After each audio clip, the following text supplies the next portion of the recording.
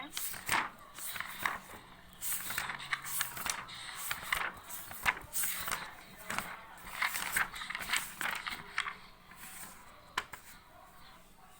Yesterday we discussed story and today page number 7. तो देखो ये आपको यहाँ से लेके यहाँ तक आपको खुद रीड करना है और आगे हम यहाँ से क्या रीड करेंगे. ठीक है, ये इम्पोर्टेंट है. Diversity in India. India is a country of many diversities. We speak different languages, have various types of food, celebrate different festivals, practice different religions.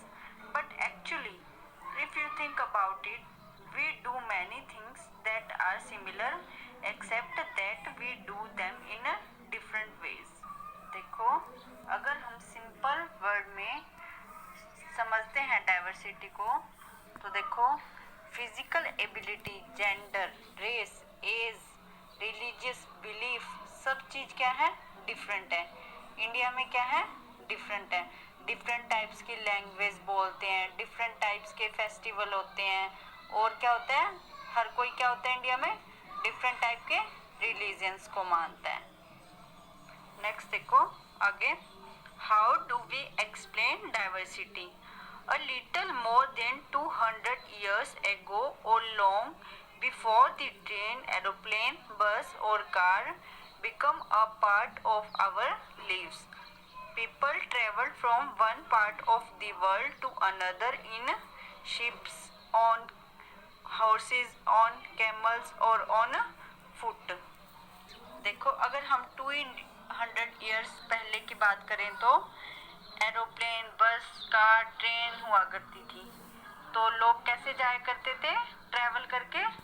लोग ट्रैवल भी करते थे, या तो शिप से जाया करते थे, या हॉर्स से जाया करते थे, या कैमल से, या फिर पैदल जाया करते थे.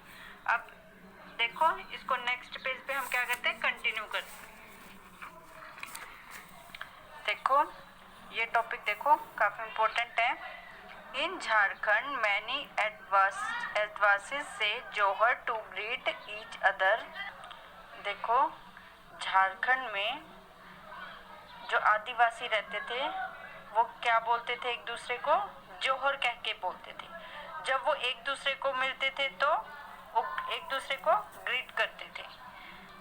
अब देखो ग्रीट का मतलब क्या होता है. जैसे हम सुबह उठते हैं, अपने पेरेंट्स को गुड मॉर्निंग कहते हैं ना, रात को सोते टाइम क्या कहते हैं, गुड नाइट कहते हैं. हमारे नॉर्थ इंडिया में देखो जब हमारे घर पर कोई आता है तो हम उसको प्रणाम करते हैं. तो साउथर्न पार्ट का अलग रिचुअल है, सबका अलग अलग रिचुअल है.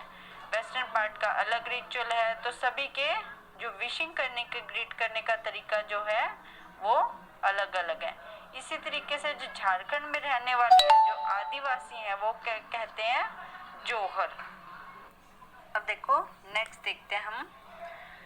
देखो रीजन टू रीजन लोगों के पहनने का जो तरीका क्या होता है, अलग अलग होता है. ओढ़ने का तरीका सब कुछ अलग अलग होता है. तो देखो प्रोफेशन में सब लोग भी अलग होते हैं. ट्रेडिशनल वे ऑफ क्लॉथ्स भी सबका डिफरेंट होता है. जैसे राजस्थान की बात करते हैं हम और हरियाणा की बात करते हैं, सबका जो तरीका क्या होता है, डिफरेंट होता है पहनने का, होता है ना. ऐसे ही क्या होता है, मणिपुर की जो लेडीज होती है वो क्या क्या पहनती हैं, फेनिक पहनती हैं. ठीक है, नेक्स्ट देखो. Often they went in search of new lands और new places to settle in और for people to trade with, and because it a place people stayed there often for a long time. Many others left their homes because there were famines and drought and they could not get enough to eat. Some went in search of work while others left because there was a war. Sometimes as they began to make their homes in new places, people began to change a little, and at other times they managed so to do things in the old ways. देखो हमने क्या पढ़ा था last page पे. 200 years पहले ना तो कोई ट्रांसपोर्ट फैसिलिटी होती थी, तो लोग कैसे जाया करते थे, कैमल्स से, हाउसेस से, या फिर हॉर्सेस से जाते थे या शिप से या फिर पैदल भी जाया करते थे। क्यों जाया करते थे? ये लैंड की सर्च में जाया करते थे ताकि ये न्यू प्लेसेस को देखें और सेटल डाउन हो उसके वहाँ पे। या फिर लोग ट्रेडिंग के लिए भी जाया करते थे क्योंकि पैसा भी तो कमाना होता था एंड इनको बहुत टाइम भी लग जाया करता था। ट्रैवलिंग में तो इनको प्लेस मिल भी जाया करते थे तो वहाँ रहने भी लग जाया करते थे। तो कुछ लोगों ने वहाँ पे घर छोड़ दिए थे क्यों छोड़े थे? वहाँ पे बाढ़ आ गई थी, सूखा पड़ गया था। कुछ लोगों ने घर छोड़ा वर्क की वजह से और कुछ लोगों ने घर छोड़ा वॉर की वजह से क्योंकि वहाँ युद्ध चल रहे थे। आगे देखते हैं हम। Sometimes as they begin to make their homes in new places, people begin to change a little and at other times they manage to do things in the old ways.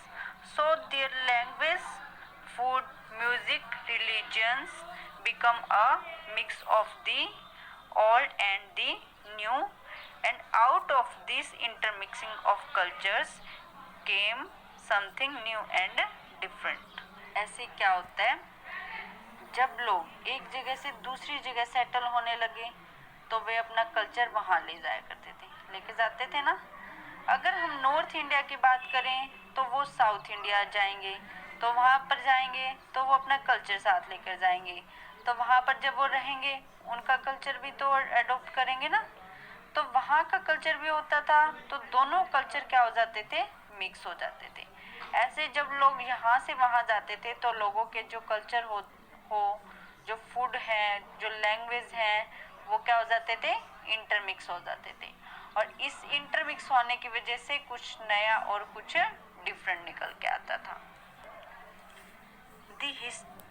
और देखो क्या होता है इससे, जो इनकी हमें पता क्या चलता है, जिससे क्या होता है, डाइवर्सिटी हो जाती है क्योंकि जो कुछ डिफरेंट ही निकल के आता है ना। आगे देखते हैं। The history of many places shows us how many different cultural influences have helped to shape life and culture there. Thus, regions become very diverse because of their unique histories. अब ये जो देखो कल्चरल डिफरेंसेस है ना, तो ये एक दूसरे को क्या करते हैं, इन्फ्लुएंस करते हैं एंड क्या होता है, हेल्प भी करते हैं और कल्चर को और लाइफ को शेप करने में। और लोगों की जो डाइवर्सिटी है ये क्यों है, क्योंकि ये सभी की जो हिस्ट्री है वो क्या है, बिल्कुल अलग रही है। Similarly, diversity also comes about when people adapt their lives to the geographical area in which they live. For example, living near the sea is quite different from living in a mountainous area. देखो हम यहाँ पे एक example लेके चलते हैं। जो लोग सी एरिया में रहते हैं उन लोगों का रहना सहना खाना पीना बिल्कुल ही क्या होता है, अलग है। जो माउंटेनियस एरिया में रहते हैं तो दोनों के जो डिफरेंसेस हैं वो किसके बेस पर है, ज्योग्राफिकल एरिया के बेस पर है कि वो रहते कहाँ पर हैं, किस एरिया में रहते हैं, वहाँ का टेम्परेचर कैसा है। तो इससे भी क्या होता है, डाइवर्सिटी होती है, मतलब विविधता। Okay students, bye, keep safe yourself in homes. I will catch you tomorrow.